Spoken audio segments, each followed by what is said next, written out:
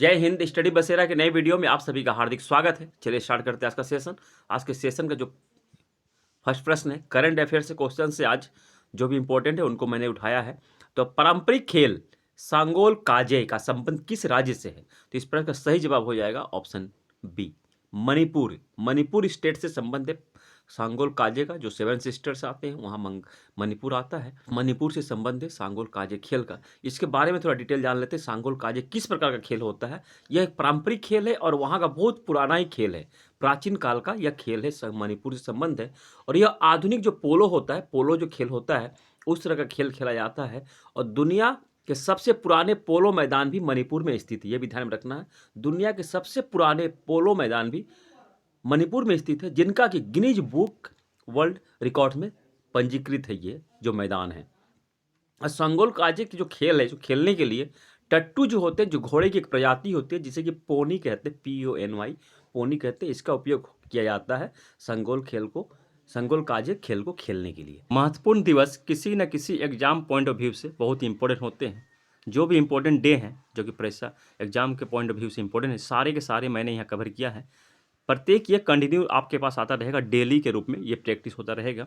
जिस मंथ में हम लोग प्रैक्टिस करेंगे उस मंथ का कंप्लीट रहेगा। ये जनवरी मंथ चल रहा है तो जनवरी का पूरा कंप्लीट रहेगा जो भी इंपॉर्टेंट है। ये देख लिए, 4 जनवरी को लुईस ब्रेल दिवस मनाया जाता है। 9 जनवरी को भारतीय प्रवासी दिवस मनाया जाता है। 10 जनवरी को विश्व हिंदी दिवस मनाया जाता है। 12 जनवरी को राष्ट्रीय युवा दिवस मनाया जाता है। 15 जनवरी को थल सेना दिवस मनाया जाता है। इसके बाद आता है 23 जनवरी। 23 जनवरी को पराक्रम दिवस मनाया जाता है। 24 जनवरी को राष्ट्रीय बालिका दिवस। 25 जनवरी को राष्ट्रीय पर्यटन दिवस और राष्ट्रीय मतदाता दिवस, 2 दिवस मनाए जाते हैं 25 जनवरी को। 26 जनवरी को गणतंत्र दिवस और अंतर्राष्ट्रीय सीमा शुल्क उत्पादन दिवस मनाया जाता है 26 जनवरी को, 2 दिवस, 26 जनवरी को भी और 25 जनवरी को भी। नेक्स्ट है 30 जनवरी। 30 जनवरी को शहीद दिवस, कुष्ठ निवारक दिवस और सर्वोदय दिवस, ये 3 दिवस 30 जनवरी को मनाए जाते हैं।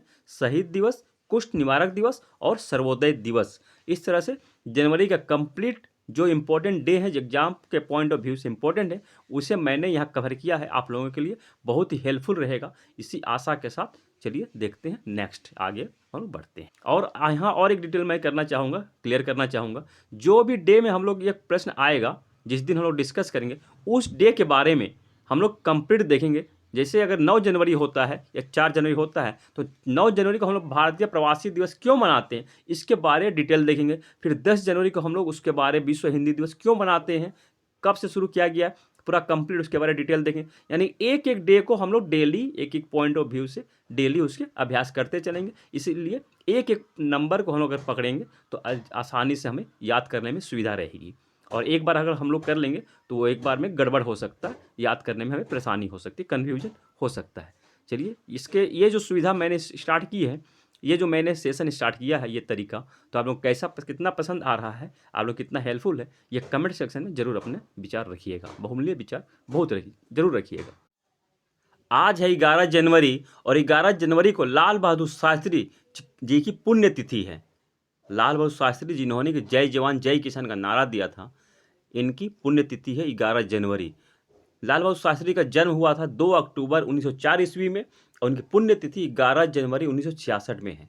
1966 में इनका पुण्यतिथि है 11 जनवरी को आज के दिन। और ये एकमात्र ऐसे प्रधानमंत्री है जिनका कि निधन भारत से बाहर हुआ था।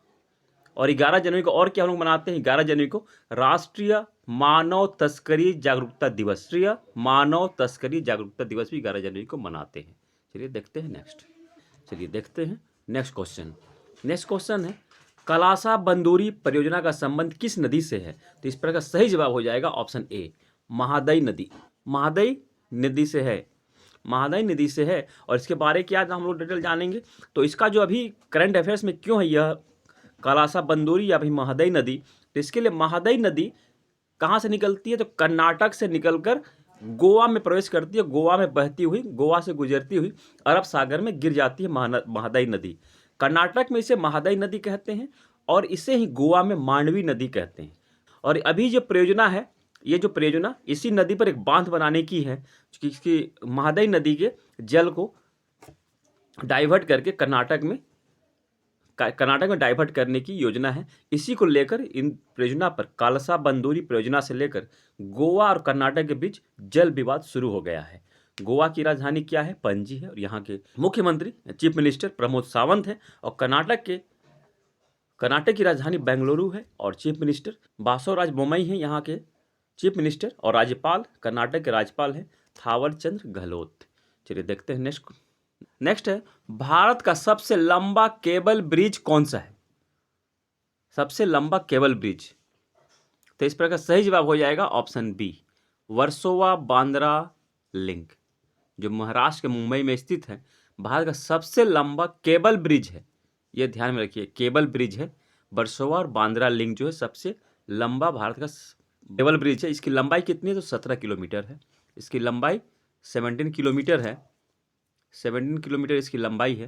और दूसरे स्थान पर कौन आता है? तो भारत का दूसरा सबसे लंबा केबल ब्रिज कौन सा है? तो जुआरी पुल है, जुआरी ब्रिज।